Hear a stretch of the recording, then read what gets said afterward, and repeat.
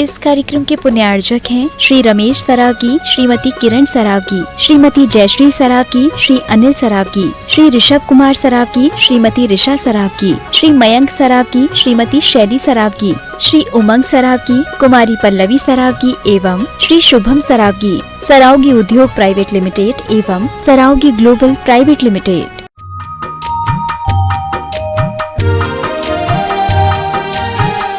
जी महाराज की जय जय जय। बोले परम पूज्य मुनिवर श्री 108 अरहत सागर जी महाराज की जय जय जय। बंधुओं, हम सबको आप सबको बेसब्री से इंतजार है पूज्य गुरुदेव के मंगलमय मांगलिक प्रवचनों के।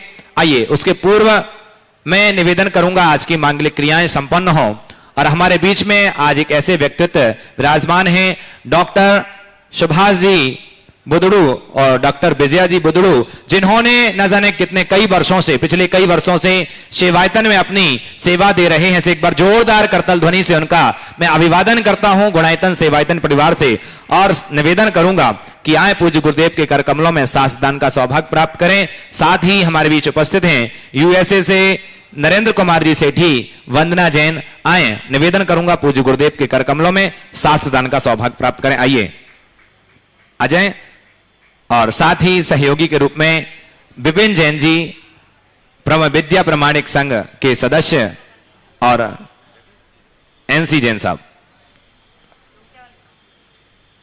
जिनवाणी जग मैया जन्म दुख मेट दो, जय जिनवाणी मैया जन्म दुख मेट दो।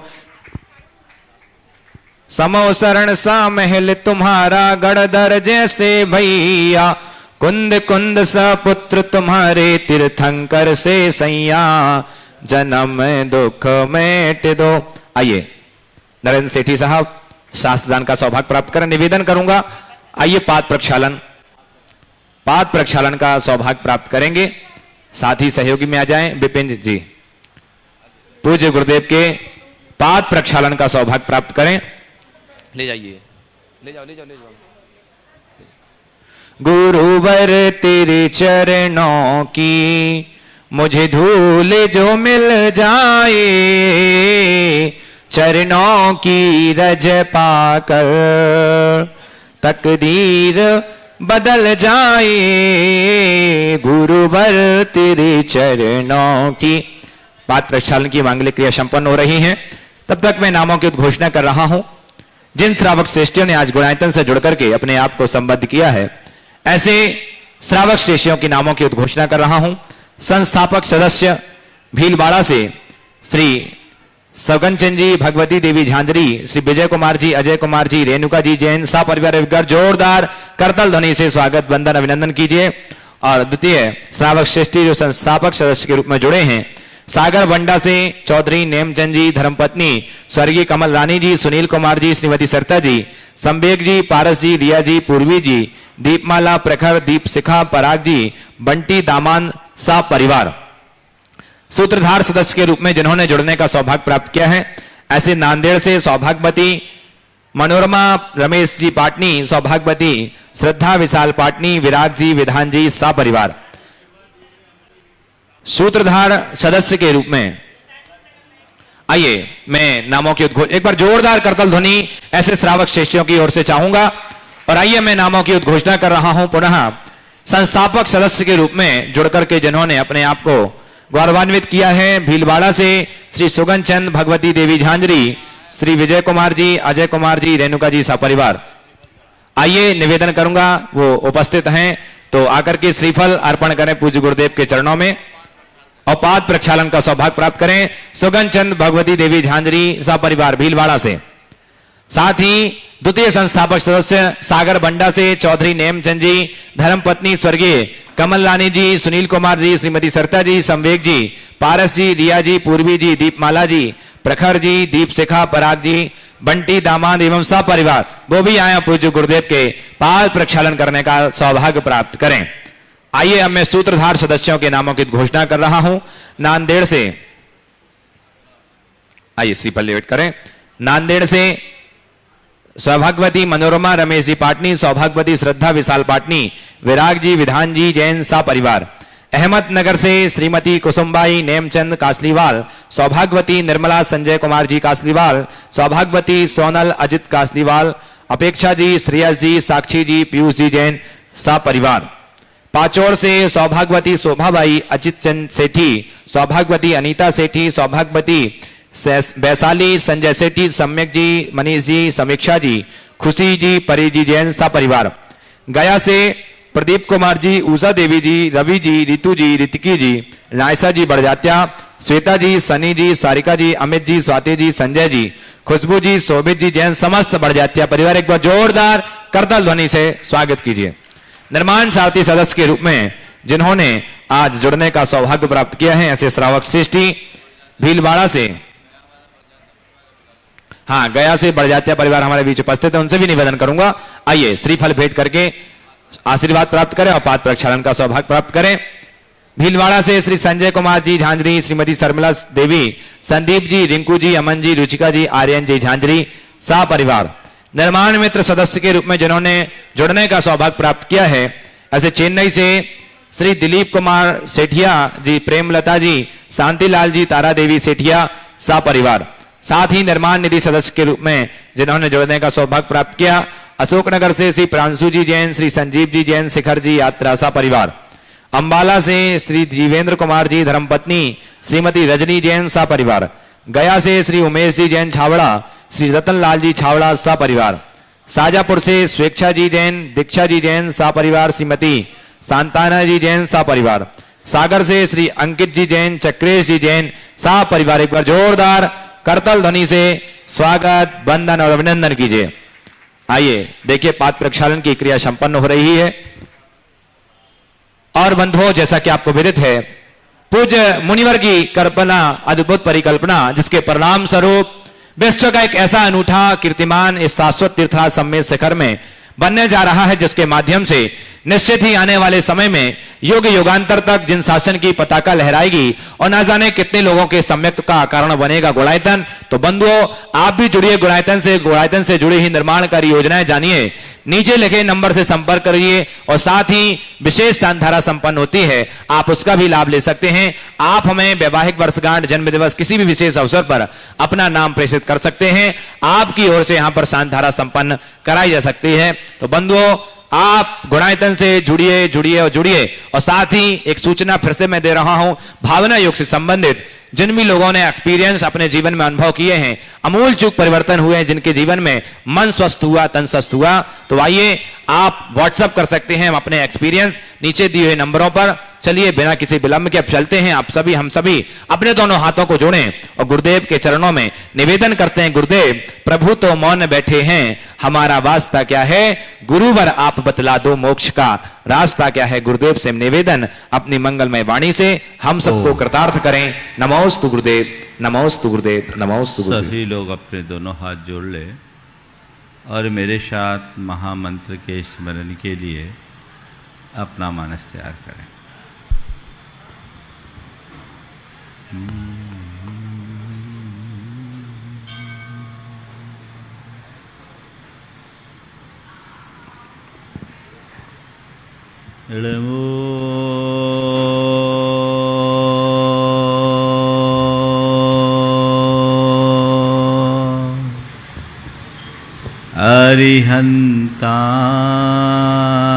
अरिहन्ताणं नमो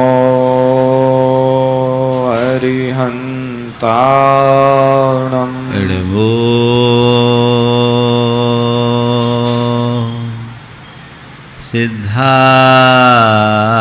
सिद्धाणं नमो सिद्धाणं नमो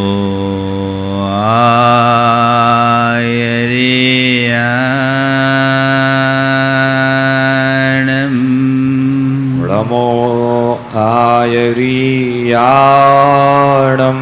नमो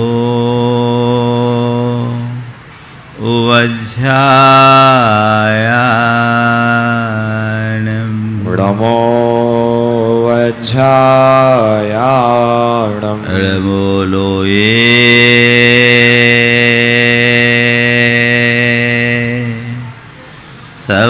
शवसाहुनं नमो लोए शवसाहुरम् एषो पंचे हृमोयारो एषो पंचड़मोयारो सौपावपनाशिनो सौपावपनाशनो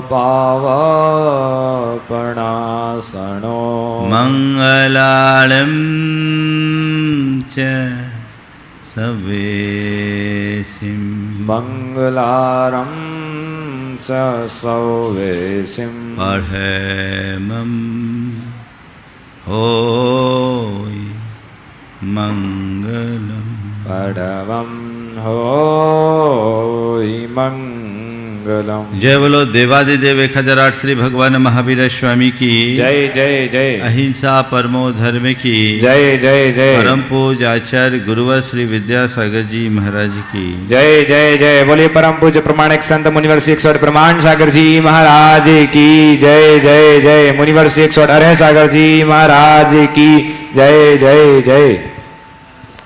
हर मनुष्य के जीवन में प्रवृत्तियां हैं और प्रवृत्तियों के अनुरूप संस्कार हमारी चेतना में जमते हैं। वे ही संस्कार कालांतर में पककर अच्छा बुरा फल प्रदान करते हैं और हमारे अच्छे बुरे जीवन का निर्धारण करते हैं। हमारी जो प्रवृत्तियां हैं वो कभी मन से होती है, कभी वचनों से होती है, कभी शरीर से होती है। मन, वाणी और शरीर की ये प्रवृत्तियां हमें शरीर की प्रवृत्ति दिखती है, वचनों की प्रवृत्ति दिखती है। मन की प्रवृत्ति को कोई दूसरा नहीं देख पाता। हाँ, हम खुद उसे देख सकते हैं और ये यथार्थ है कि हमारी वाचिक और कायिक प्रवृत्तियों का नियंत्रण और संचालन हमारे मन से होता है। हम किसी व्यक्ति के मन में क्या है ये नहीं जानते, पर हम उसके व्यवहार, उसकी भाषा से कुछ अनुमान लगा सकते हैं, लगाते हैं। वो अनुमान सही भी होता है और कई बार गलत भी हो सकता है, लेकिन मेरे मन में क्या है इसका तो मुझे हर पल पता रहता है कि नहीं रहता। तो कहते हैं अपने मन को टटोल करके देखो और ये देखो कि मेरा मन साफ स्वच्छ है या नहीं। यदि मन में कुछ गड़बड़ है तो वचनों और व्यवहार में भी गड़बड़ी होगी और वो हमारे संपूर्ण जीवन को बिगाड़ देगी। तो मन को टटोलो, मन को जानो, मन की स्थिति को पहचानो। जैन दर्शन में मन पर काफी काम हुआ। मन का कई स्तर से विश्लेषण हुआ और मन की स्थिति को नापने की साधन भी बताए गए।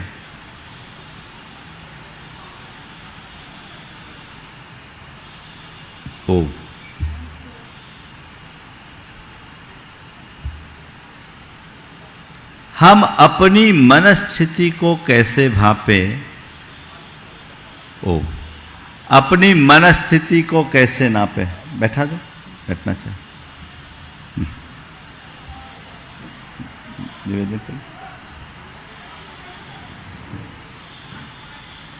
अपनी मनस्थिति को हम कैसे नापें? कैसे जाने कि अभी मेरी मानसिकता कैसी है? सामान्य रूप से हर व्यक्ति अपनी मानसिकता को सही ठहराता है और उसी अनुरूप जीवन जीना चाहता है। पर संत कहते हैं, तुम चाहे अपना कैसा भी मूल्यांकन क्यों न कर लो, तुम अपने आप को चाहे जैसा क्यों न समझ लो, पर जीवन तो तुम्हारा वैसा ही होगा जैसे तुम हो। उसे समझो, और उसको समझने के लिए जैन मनोविज्ञान में एक शब्द आया है, वह है लेश्या। लेश्या, लेश्या का बोल चाल में अर्थ होता है रंग, पर यहां लेश्या को हमारे मन से जोड़ा गया है। हमारी जितनी भी प्रवृत्तियां हैं वो सहज नहीं है। हमारी प्रवृत्तियां हमारे कषायों से, अंदर के आवेग संवेग से प्रेरित होती है, और कषाय रूप विकार से प्रेरित प्रवृत्ति का नाम ही लेश्या है। यानी हम जो प्रवृत्ति कर रहे हैं, इसके पीछे की जो शक्ति है उसे पहचानो और उसके आधार पर जानो कि मैं कहाँ हूँ, मेरी स्थिति क्या है, और इसे लेश्या के नाम से जाना जाता है। लेश्या के अनुरूप कर्म का बंध होता है। मेरी कहां कैसी मानसिकता है, ये जब तक मुझे स्पष्ट ना हो तब तक मैं अपने जीवन में सुधार भी नहीं कर सकता। शास्त्रीय परिभाषा के अनुसार यदि मैं बात करूं तो कषायों से रंगी हुई प्रवृत्ति का नाम लेश्या है। यह अंतर में चलता रहता है। आचार्य कुंद ने पापात्मक वृत्तियों की चर्चा करते हुए कहा, सन्नाओ तिलिसा, सन्नाओ तिलेशा इंद्रिय वसदाय अट्ठ रुद्धानि नानम च दुप्पउत्तम मोहो पापवदा होदी। कल मैंने आप सबसे संज्ञा की बात की थी। आज उसके बाद 3 लेश्याओं की बात है। जैन परंपरा में 6 लेश्याओं की चर्चा है। आप लोगों ने मंदिरों में बहुत सारे चित्र देखे होंगे, हैं? देखे ना, एक पेड़ में एक व्यक्ति है जो पेड़ को मूल जड़ से काट रहा है, दूसरा उसकी टहनियाँ तोड़ रहा है, तीसरा है जो उसके गुच्छे चुन रहा है, और चौथा है जो तीसरा है जो छोटी छोटी शाखाओं को तोड़ रहा है, चौथा है वो गुच्छे तोड़ रहा है, और पांचवा है जो पके फलों को तोड़ रहा है, और छठवां है कह रहा इतनी मशक्कत करने की क्या ज़रूरत, जितने फल नीचे गिरे हैं हमारा पेट तो उससे ही भर जाएगा, वो केवल गिरे हुए फलों को बीन रहा है। ये 6 लोगों की अलग अलग मानसिकता का द्योतक है। मेरी मानसिकता कैसी है? आज 4 शब्दों से अपनी बात आगे करूंगा। अंतरंग, रंग, तरंग और ढंग, ये 4 शब्द हैं। अंतरंग, रंग, तरंग और ढंग। अंतरंग यानी हमारी अंतश्चेतना, इस चेतना में कषाय का रंग भरा हुआ है, विकारों का रंग भरा हुआ है। ये रंग बनता बदलता रहता है और इस रंगों के कारण हमारी प्रवृत्ति की तरंग आती है। अपने मनस्थिति को टटोल कर देखो, हमेशा एक रूपता रहती है क्या? पल में तोला पल में मासा वाला हाल होता है। कभी उभार तो कभी उतार, कभी बहुत अच्छे भाव होते हैं और कभी एकदम खराब। मन का अंतरंग का रंग बदलता रहता है। हमने एक प्राणी ऐसा देखा है जो अपना रंग बदलता है, उसे बोलते हैं गिरगिट, है ना। गिरगिट रंग बदलता है। संत कहते हैं गिरगिट को रंग बदलने में फिर भी वक्त लगता है, मनुष्य का रंग कब बदल जाए पता ही नहीं लगता।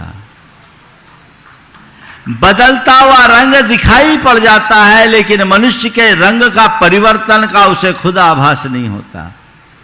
क्या पता कब कौन सा रंग बदल ले। ये हमारे अंदर के कषायजन्य संस्कारों का परिणाम है। तो जैसा रंग वैसी तरंग, यानी वैसी भावनाओं का उभार। हमारे अंदर जैसा रंग वैसी तरंग, यानी वैसी भावनाएं उत्पन्न होती, उसी दिशा में लोग आगे बढ़ते जाते हैं, उस अनुरूप जीवन ढाल लेते हैं। तो हमारे जैसे संस्कार वैसे इमोशंस आएंगे। कषायों का संस्कार जन्म जन्मांतरों से हमारी चेतना में जमा हुआ है, तो उसी अनुरूप तरंग यानी हमारी वैसी ही भावनाएं जन्मती है। जिनके कषायों का स्तर प्रबल होता है, उनके अंदर नकारात्मक भावनाएं ज्यादा उभरती है। वो अशुभ लेशा वाले होते हैं। और जैसी भावनाएं होती है, जैसी तरंग होती है, वैसी उनके जीने का ढंग हो जाता है, यानी वैसी उनकी प्रवृत्ति बन जाती है।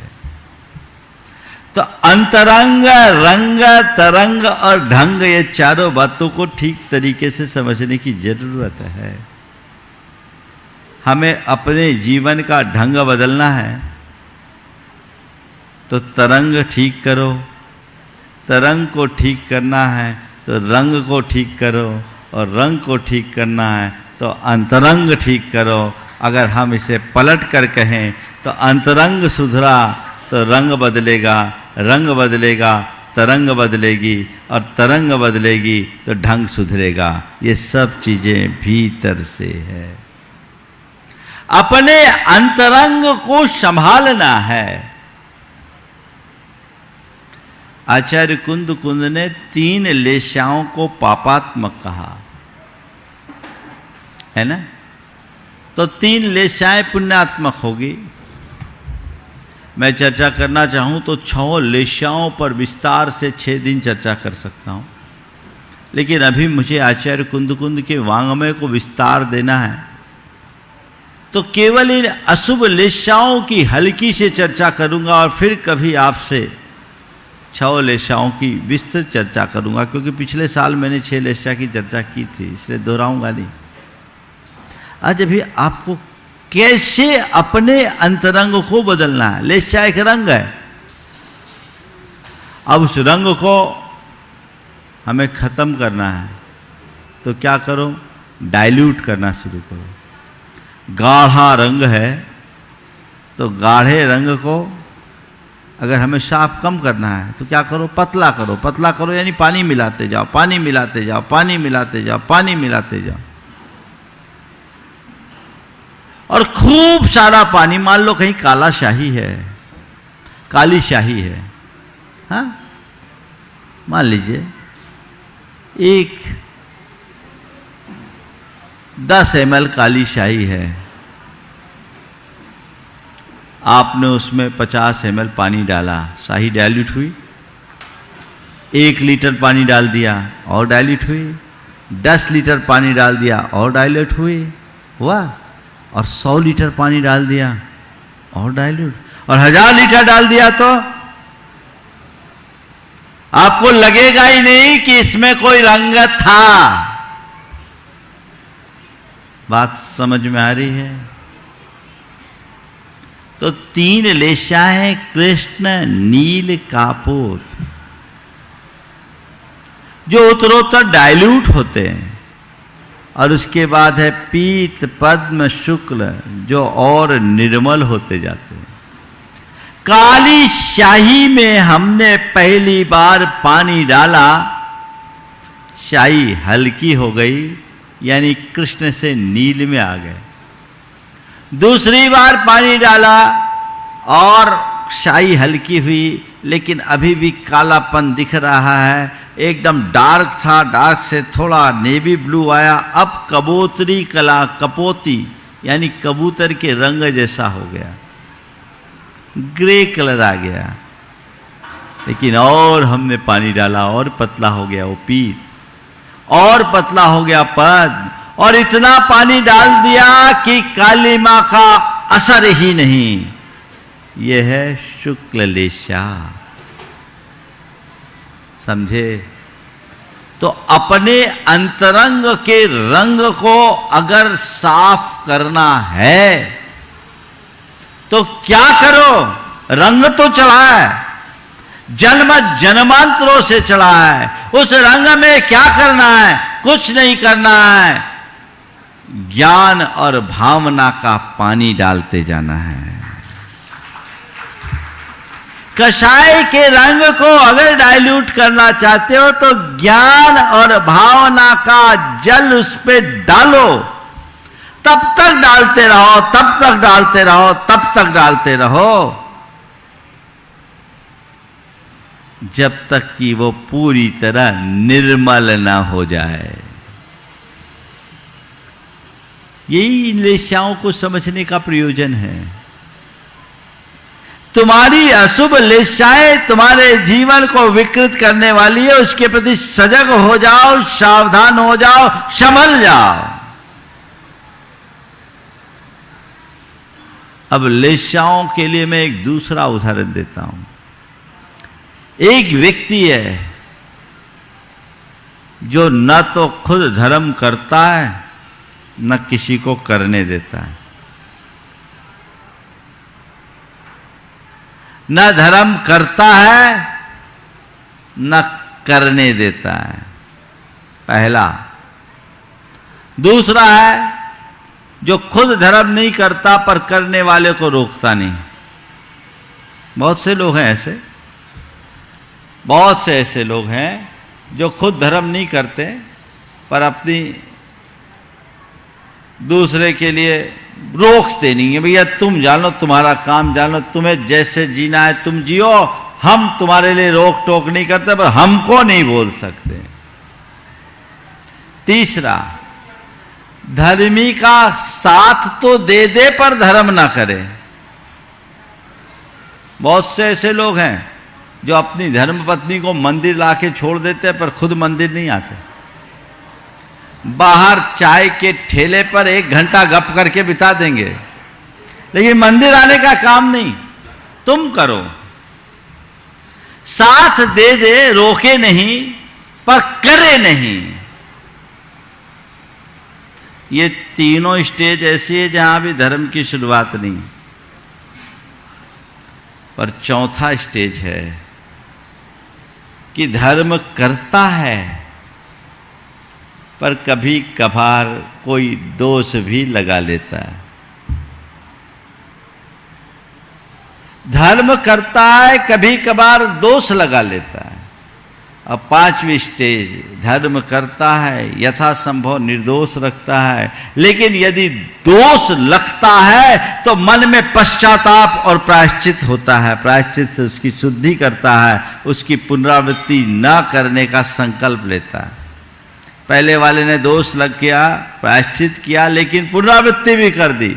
दूसरे के मन में दोष लगने पर पश्चाताप का भाव आया और भाव आने के बाद उसने उस दोष को साफ किया, प्रायश्चित लिया।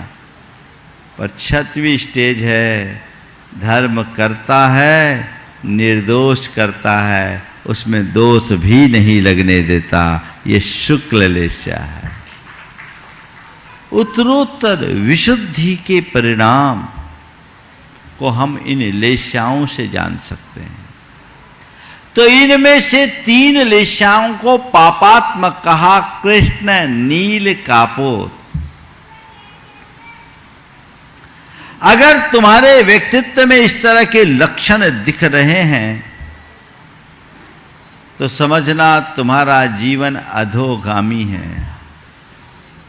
इन सब के लक्षण दिए हैं शास्त्रों में।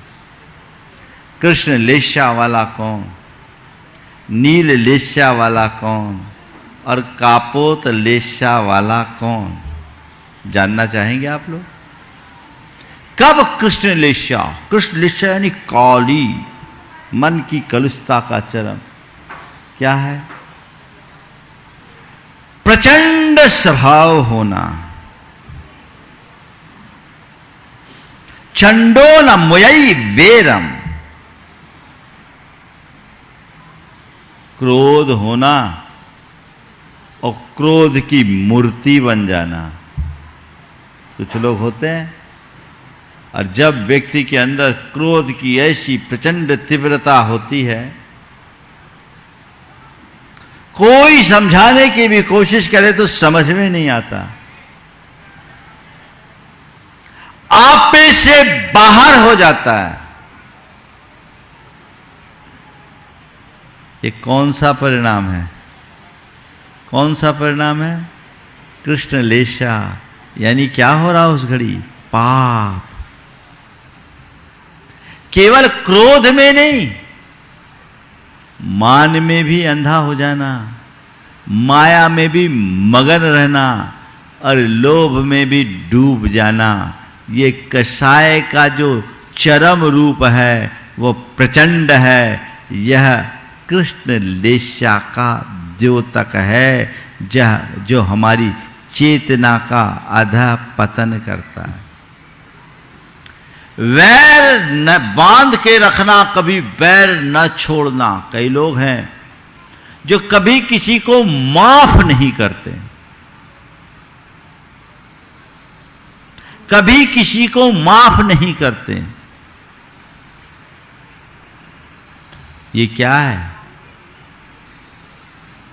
कृष्ण लेस्या के परिणाम है। धर्म और दया से शून्य परिणाम, निर्दयता, निष्ठुरता और क्रूरता का भाव। ये कौन सा परिणाम है? बोलो क्या? बोलो तो। कृष्ण लेस्या है, यानी पाप का प्रगाढ़तम रूप। मन में इसे कभी मत आने दो, यह आत्मा में कालिख भरने वाली है।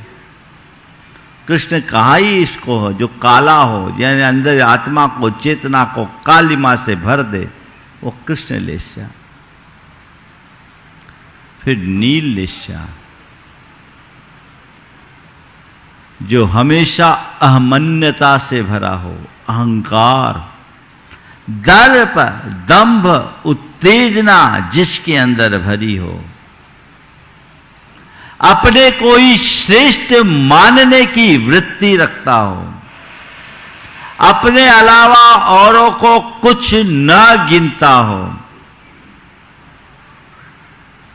होता है इस तरह की स्थिति। अभिमान का बाहुल्य नील लेस्या के लक्षण है। ये हमारा अधः पतन कराते हैं। उस समय व्यक्ति को कोई होश नहीं रहता, लग गया सो लग गया, उसकी सोच ही वैसी विकृत बन जाती है और उसी दिशा में वो चलना शुरू कर देता है। ऐसा नहीं होना चाहिए। अपने अंतरंग को टटोल करके देखो कि ऐसा है। दूसरों के दोष देखने की वृत्ति, निंदा करने के भाव, ईर्ष्या और मात्सर्य से भरे रहने की बात, ये सब चेतना का निम्न रूप है। ये पापात्मक वृत्ति है, ये घोर नकारात्मकता है, चित्त को कलुषता से भरने वाले परिणाम हैं। ये पाप है और इसकी छाप एक बार आत्मा में पड़ जाए तो कई जन्मों तक हमें भुगतना पड़ता है। इससे हमें पूरी तरह बचकर रहना चाहिए। और तीसरा रूप है अपनी प्रशंसा करने की वृत्ति, अपनी प्रशंसा सुनने की आदत। और कोई प्रशंसा कर दे तो उसके लिए सब कुछ लुटा देने को भी तैयार।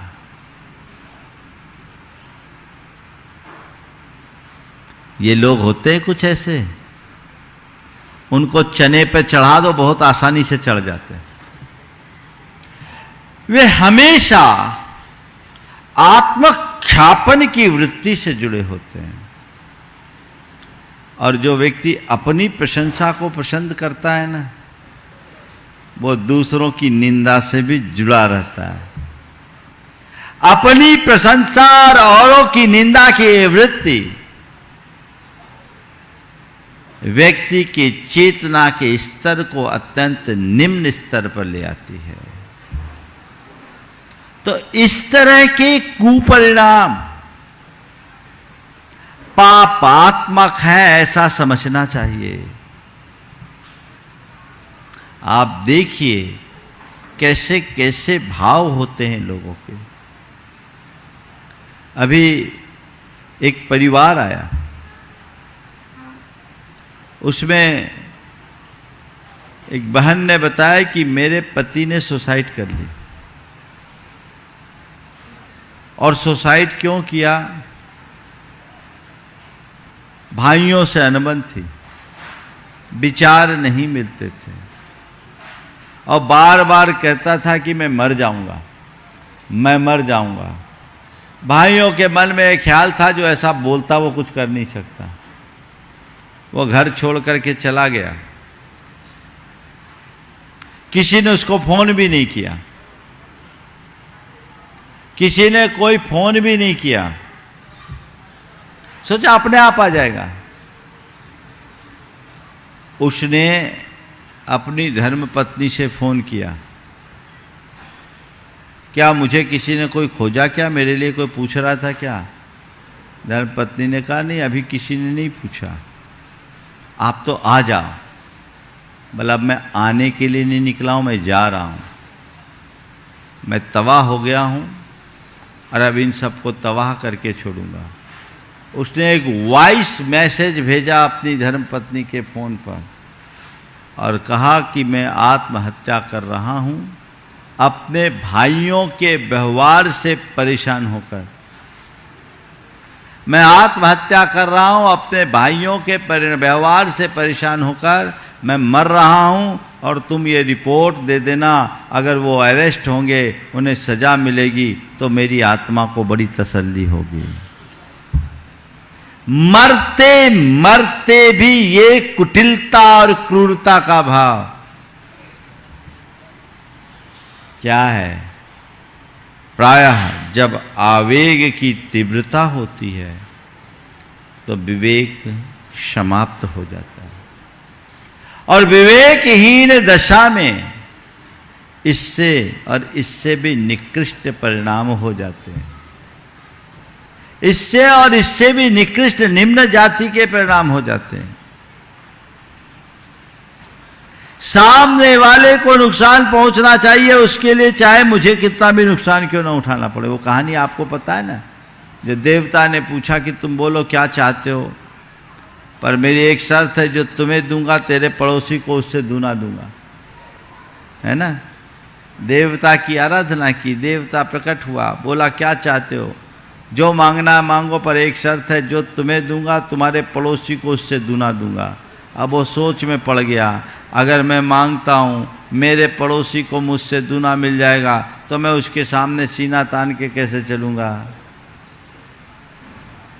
देवता ने कहा जल्दी मांगो, मांगना है तो, नहीं तो मैं चला। बोला ठीक है, ऐसा करो, अगर मुझे जो मुझे दोगे मेरे पड़ोसी को दूना दोगे? नहीं। बोले हाँ दूंगा। बोले एक काम करो, मेरे घर के बाहर एक कुआं खोद दो, मेरे घर के दरवाजे पर एक कुआं खोद दो। कहा तथास्तु। उसके घर के बाहर एक कुआं खुदा, पड़ोसी के घर के बाहर 2 कुआं खुद गया। उसने कहा मेरी आंखें फोड़ दो, मेरी एक आंख फोड़ दो, पड़ोसी की दोनों आंखें फूट गई। ये मानसिकता का उदाहरण है। सामने वाले की दोनों आंखें फोड़ने के लिए अपनी एक आंख फोड़ने को तैयार।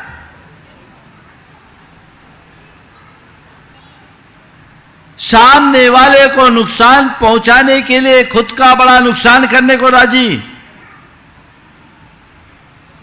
होता है ऐसा? ये क्या है? ये पाप है, इनसे बचो। सवाल है, ऐसे कलुष परिणामों से बचने का उपाय क्या है? अंतरंग को संभालो। अंतरंग को संभालने के लिए अभी मैंने कहा था ज्ञान और भावना का पानी डालो। नित्य स्मरण करो, मैं कौन हूं, मेरा स्वभाव क्या है। मैं शुद्ध आत्मा हूं, मैं निर्मल आत्मा हूं, मैं पवित्र आत्मा हूं, मैं चैतन्य रूप हूं, मैं विकार मुक्त हूं। अपनी आत्मा का ज्ञान और भान हो तब प्रवृत्ति में अपने आप सहजता आती है। मैं आपसे कहता हूं, आपसे यदि कोई अकार्य करने के लिए कहे, कोई गलत काम करने के लिए कहे, तो आप करोगे क्या? क्यों? अरे भाई ये काम मेरे अनुरूप नहीं है, मेरे स्वरूप के विरुद्ध है ना? ये मेरे अनुरूप नहीं है, मेरा स्वरूप अलग है। मैं समाज का एक इज्जतदार व्यक्ति हूँ। अगर मैं इस तरह का काम करूँगा थू हो जाएगी, मुझे अपनी इमेज खराब नहीं करनी, ये समझ है आपको रोकते। आज मैं मुनि हूँ, हर पल मुझे इस बात का एहसास है कि मैं मुनि हूँ, तो मुझे इस बात का ख्याल रहता है कि मुझे मुनिपन से विरुद्ध कुछ कार्य नहीं करना।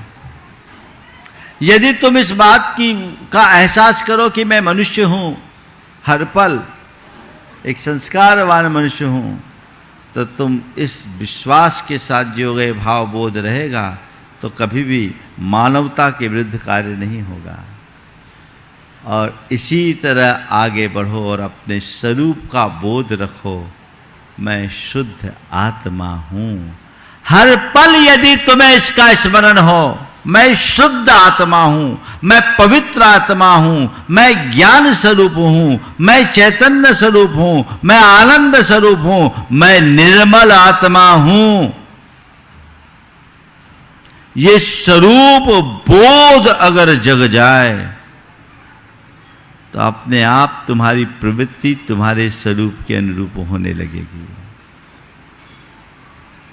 विडंबना ये है कि बाहर के स्वरूप की हमें पहचान है और उसे मेंटेन रखने का ध्यान है, अंदर के स्वरूप का ज्ञान ही नहीं, पहचान ही नहीं, तो उसको मेंटेन कैसे करें?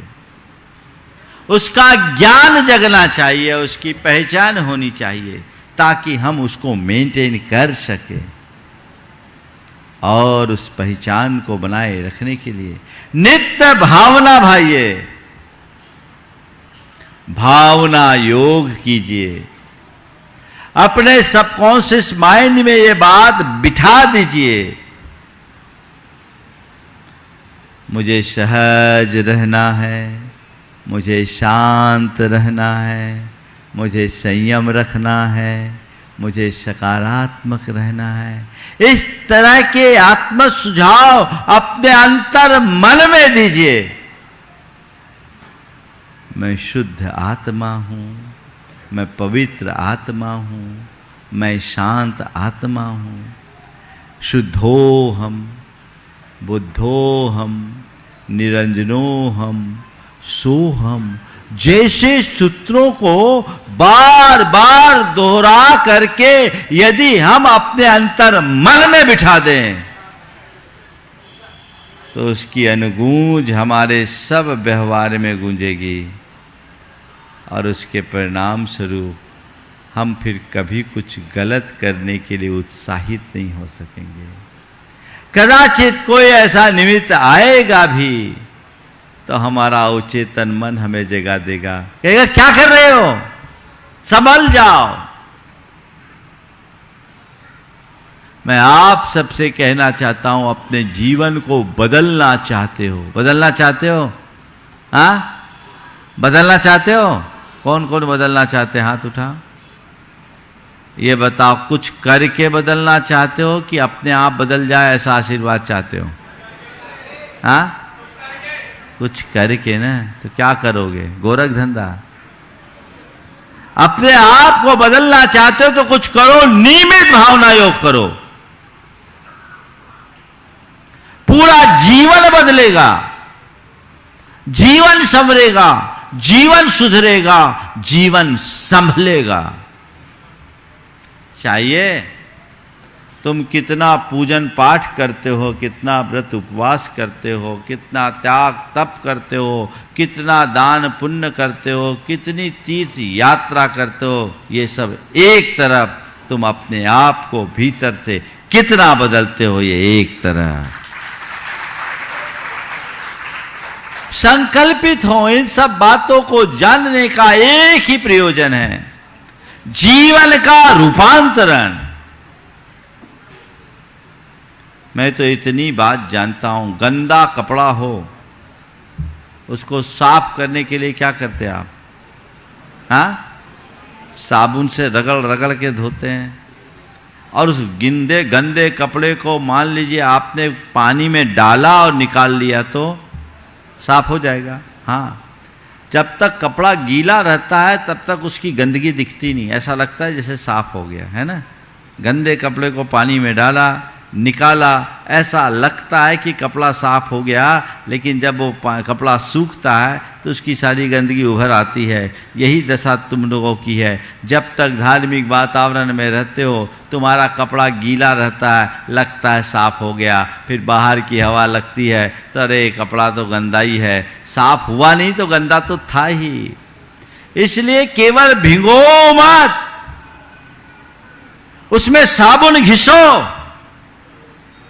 और केवल साबुन घिसने से भी काम नहीं चलेगा, ज्यादा गंदे कपड़े होते हैं ना, उसको अच्छे से उबालना पड़ता है और मुगरी मार मार के कूटना पड़ता है, तब मैल छूटता है ना। अब आजकल डिटर्जेंट का जमाना आ गया, मुझे नहीं मालूम अब आपको गर्म करना पड़ता है कि नहीं करना पड़ता, लेकिन प्रक्रिया तो यही है। उसके लिए आपको उतना पुरुषार्थ करना पड़ेगा, जितना सघन विकार उतना प्रबल पुरुषार्थ, जितनी बड़ी दुर्बलता उतनी गहरी साधना। यह आपको अंगीकार करना होगा, तब कहीं जाकर आप अपने जीवन में बदलाव घटित कर सकेंगे। आशा है आप इस बदलाव की प्रक्रिया को अपनाएंगे, नियमित इसे अभ्यास में लेंगे। यह सामायिक है, एक जगह बैठ के ऊँघने का नाम सामायिक नहीं है। चेतना के साथ काम करो, जीवन रूपांतरित होगा और हम अपने जीवन में वह सब कुछ घटित कर सकेंगे जो हम चाहते हैं। आप नियमित कीजिए और अपने जीवन में व्यापक बदलाव लाइए। इस स्वभाव के साथ यहीं पर विराम। बोलिए परम पूज्य आचार्य गुरुवर श्री विद्यासागर जी महाराज।